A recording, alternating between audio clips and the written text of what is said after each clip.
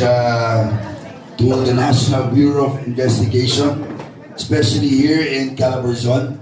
I would like to apologize that I came in late. However, I informed our regional director, Sir Iboy, that I really could not make it this morning sa dahilan na filing of candidacy po ng aking panganay na anak na si Ian Vice Mayor Ronin Leviste. And he filed his candidacy for his second term as Vice Mayor of Lian, Batangas. Siya po ang pinakbatang Vice Alcalde, hindi lamang sa Batangas, kundi isa sa pinakabata sa buong Pilipinas. Actually, youngest in the island of Luzon. He became Vice Mayor at 23 years old in the 2022 election, and now he is